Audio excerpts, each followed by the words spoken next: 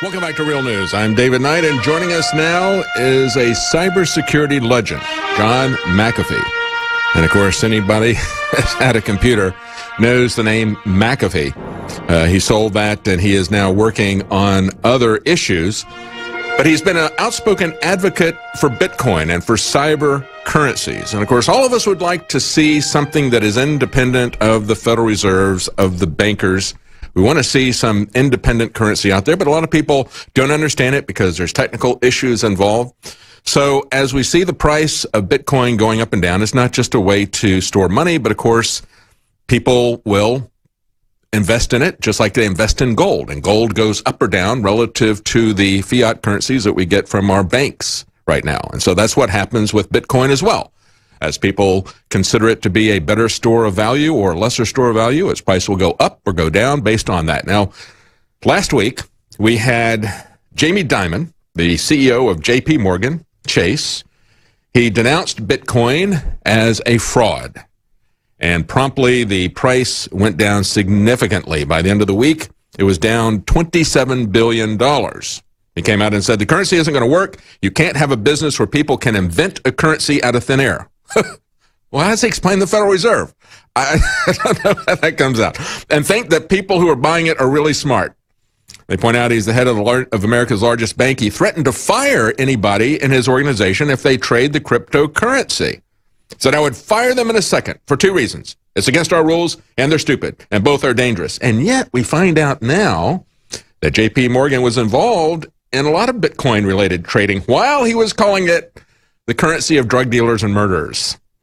And now they say, well, that wasn't us directly. We weren't owning it. We were just doing it for our customers. So they were advocating for their customers to do things that they called stupid and dangerous. While he was dumping the currency, they were buying it as it was falling down $27 billion. So joining us now is John McAfee. John, you went on, when was this? This was back in July.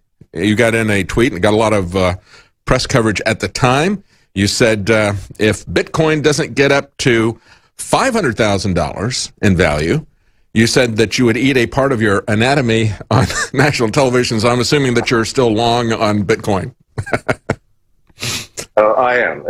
As a matter of fact, I'm in Hong Kong right now. I was supposed to have been in Shanghai at a Bitcoin conference. And just before I was due to arrive, the Chinese government outlawed ICOs and Bitcoin exchanges. So we're sort of a fugitive here in Hong Kong. The conference is moved at the last minute to Hong Kong.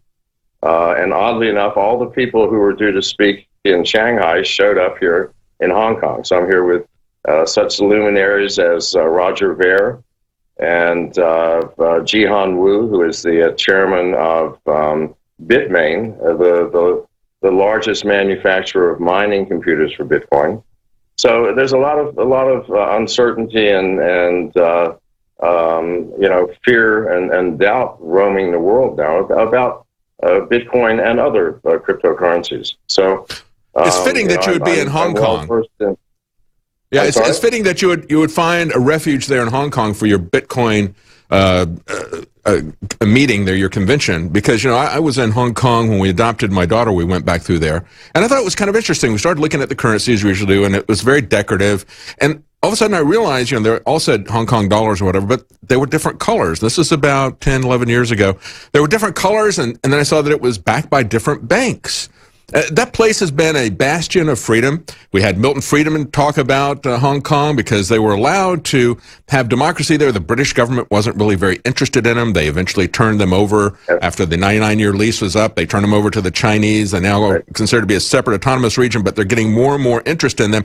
But they had private banks that were issuing it that were backing the currency, which is what we used to have in the United States before we had a central bank that issued a fiat currency. And now, of course, this all gets down to the issue of what is money, what is currency, should be real, honest banking, and the petrodollar that we're now seeing Venezuela abandon the petrodollar. We saw BRICS, Brazil, Russia, India, China, South Africa. They had a summit. They said, we got to set up our own cryptocurrency, even as China is outlawing it, as you mentioned.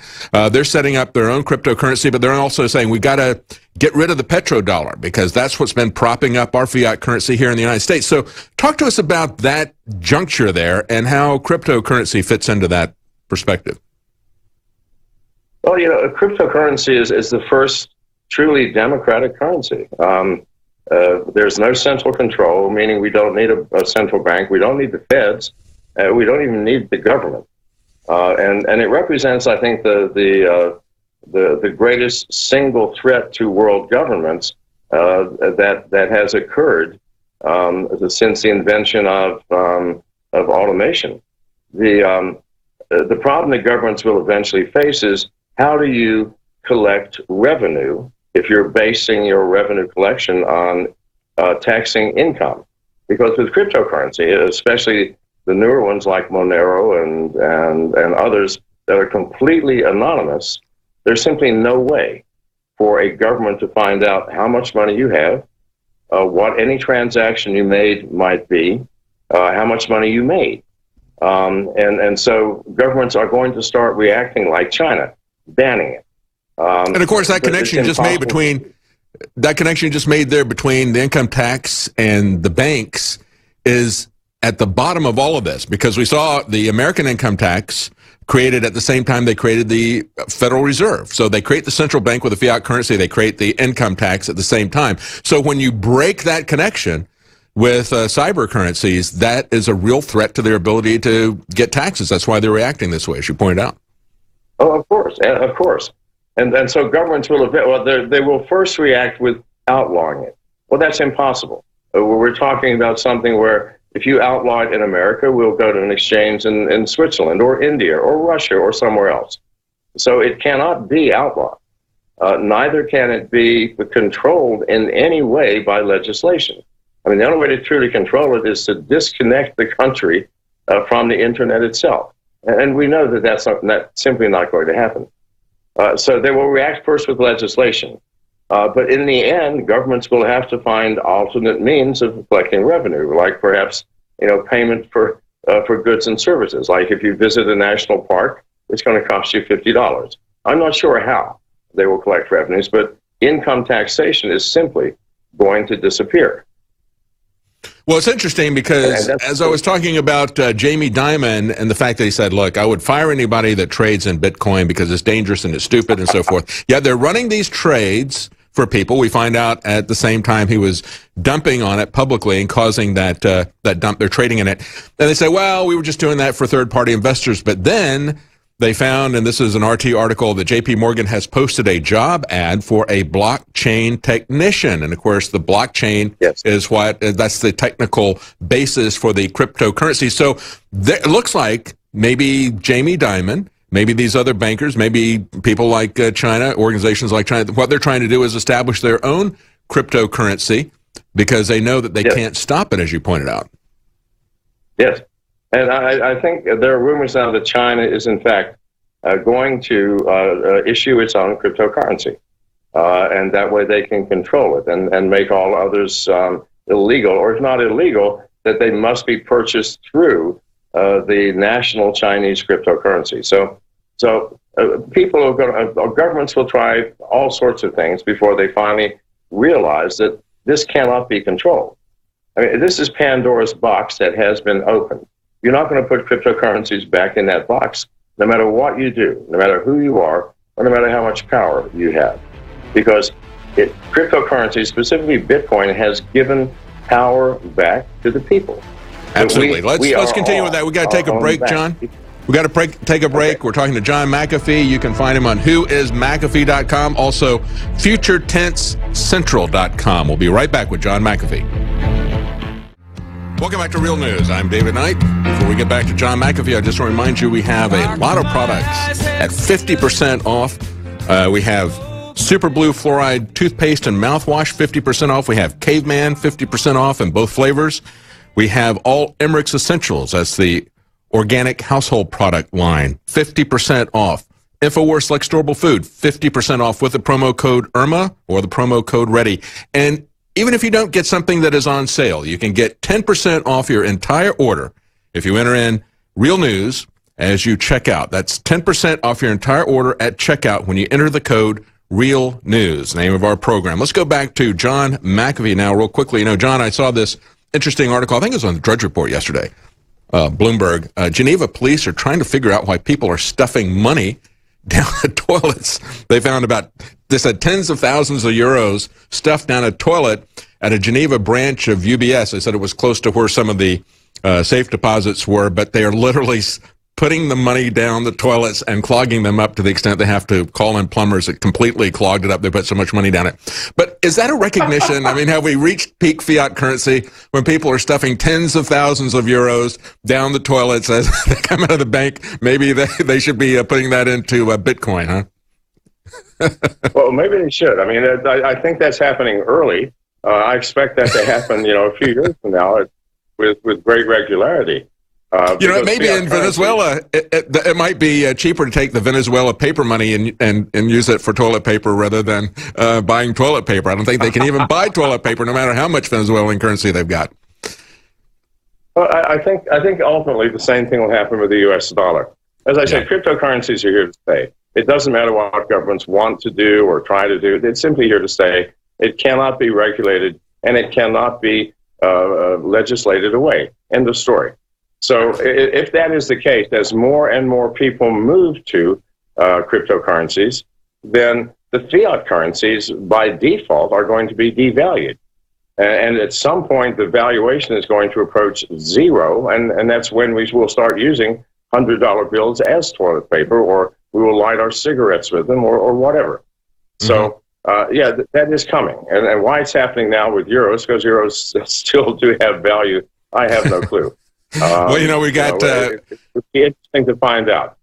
We've got people like J.P. Morgan's Jamie Dimon saying it's garbage, it's a fraud, while they're still trading in it, while they're putting out ads for technicians to run blockchains and so forth. And we see the same thing happening with governments. We got China saying it's going to be prohibited unless we do it because it's a big threat to them being able to tax you. As we mentioned, the creation of the income tax at the same time as the creation of the Federal Reserve. But going back to the comment that we had, going back into July, we've seen, as you point out, they can't stop it, but they can try to create their own system that is tied into the government, or they can manipulate it, as we saw Jamie Dimon do this last week, taking out about $27 billion worth of stuff. So it can still be manipulated. But let's talk about the long-term issue of this with Bitcoin, because Bitcoin is independent of the government, and that is going to give it some value in and of itself. You did an analysis when you said you would eat a part of your anatomy if we didn't have a $500,000 Bitcoin within 3 years. So are you still standing behind that analysis? And I remember when it came out, you talked about how you came up with that value. You felt that it was conservative. Tell us a little bit about how you came up with that number, 500,000. You just didn't pick it out of the air. First of all, let me comment on Jamie Dimon's comment. In fact, Bitcoin did drop over $1,000 in a matter of days. However, it has sprung back to $4,000 again. Now, so his comments had a temporary impact, but the true value of Bitcoin is based on the number of people who use it and the number of transactions that are created daily, and that is increasing dramatically. So when I said $500,000, I'm talking about the value of the U.S. dollar 3 years from now, which is going to be drastically reduced due to the flight of the general populace from fiat currencies to cryptocurrencies like Bitcoin. So no, $500,000, yes, that sounds like a lot of money. But the U.S. dollar would be worth so little in 3 years. I truly believe that 500,000 may in fact be conservative. So you're saying then that it's more... And I do not think I will have to eat a part of my anatomy after 3 years. So you're saying then that it's more a function of the collapse of the value of the dollar, because when we look at the price of Bitcoin or we look at the price of gold, they are alternative stores of value, and we see them fluctuating in value because it's not necessarily because they're fluctuating in value, it's because the American dollar or the fiat currency that they're up against is fluctuating in value because it's just simply based upon confidence. And we can see confidence shaken in a currency just like we saw J.P. Morgan do that to Bitcoin. Yes. But again, those temporary dips are becoming shorter and shorter in duration. Like Jamie Dimon, 4 days after he made that comment, Bitcoin was down to less than $3,000 from 4,100. It's now back up to 4,000 less than a week later. So these comments and these temporary dips are becoming less and less important in the graph of how Bitcoin is rising. But if you look at Bitcoin year over year, it's astonishingly consistent. Going up 300 or 400% per year, and I don't see that changing. Other than as the dollar decreases in value, then that curve will steepen. But cryptocurrencies, why do they have so many proponents, and why do I think they have value? Among other things, my company is MGT is one of the largest Bitcoin miners in North America. We have over 2,000 high-speed computers that are constantly, 24 hours a day, mining Bitcoins. And it costs us over $1,000 to create a single Bitcoin. Now, that's a proof of work that's verified by other miners that in terms of electricity costs and the cost of the computing is a near constant. But how much does it cost to create a U.S. dollar or a U.S. $100 bill? Well, which one is the fraud? See, Jamie called Bitcoin a fraud, but which one is really the fraud? Is it the U.S. dollar whose value must be based on the paper on which it's printed, or a Bitcoin that requires massive amounts of work to create? Well, I would jump on the Bitcoin. That's right. That's a very good point, and that's why they use the metaphor of mining, because taking it back to the metaphor of trying to get gold out, for example, and clearly, I think that that's going to be the case. You haven't seen any articles, interestingly enough. I mean, I had to ask you what the price of it was because I don't follow it that closely. You didn't see any articles talking about how there was now a $27 billion increase in the price of Bitcoin over the last week. They talked about it when it dropped, but they didn't talk about a 33% increase or recovering back to where it was when that happened after the information you put out there. We've only got a couple of minutes, and I would be lax if I didn't ask the man whose name is linked to cybersecurity itself, John McAfee, about this Equifax hack that has now resulted in the loss of information for probably about half the people in America, 143 million or more. We saw that they hid this for over a month, and we now find out that they had this hack way before even it was disclosed to other people. They say 5 months before it was disclosed to the public. So even earlier. First we were told it was a month before they did. Now 5 months they did insider trading. Your comment on that? We got about a minute 50. Here's the issue with hacking. Most hacks are over and done with before companies even discover they have been hacked. The problem with the Equifax hack is that Equifax collects and maintains information of an extraordinarily personal basis on every human being that they can find. Because why? It's a credit company. They want to know what your credit is. Do you pay your bills on time? All sorts of information that credit card companies do not keep, that your banks don't keep, that Macy's or retail outfits do not keep. Even the U.S. government and the Office of Personnel Management, they do not keep the information at the level that Equifax does. So that hack probably invaded the privacy of American citizens to an extent that has been unprecedented in the history of hacking. And yes, did they know about it 5 months ago? I don't know if they knew about it. They may have discovered that it was going on 5 months ago. But many hacks, like the Office of Personnel Management, which occurred 2 years ago with the U.S. government, it had been going on for 2 years before they discovered it. It's because we are so far behind the hacking curve as a country, as businesses, that John, can you stay with us? We've got to take a quick break. Can you stay with us through the break and do another short segment of about 5 minutes? Yes, sir. Okay, great. We'll be right back with John McAfee. I wanted to get more information about this Equifax hack. We'll be right back. Welcome back to Real News. I'm David Knight, and we're talking to John McAfee. And I asked him if he could stay one more segment because I want to get his take on what we can do to try to get ahead of these cyber hacks. Of course, there's not much you can do when a third party keeps this information on you, like Equifax. And although we had the hack that everybody's heard about, maybe not everybody's heard about it, we've talked about it quite a bit. The 143 million people have had their identity stolen, essentially, because that's what we're talking about. We're talking about more detail on your personal private life, as McAfee mentioned in the last segment, more than the government has typically. That was the hack that we saw in the headlines.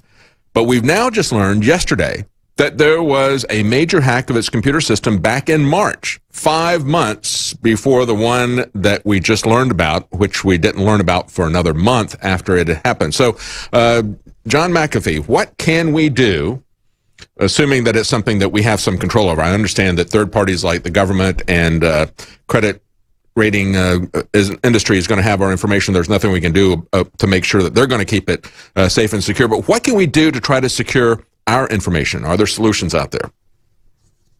Well, I think first and foremost, there should be class action suits against Equifax for lax security. I mean, yes.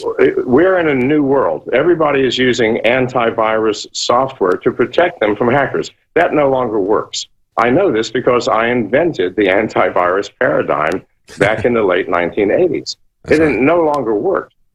There are products available that if Equifax had been willing to spend the money, that are new age products for the new paradigm of hacking, like my own company, MGT, has a product called Sentinel.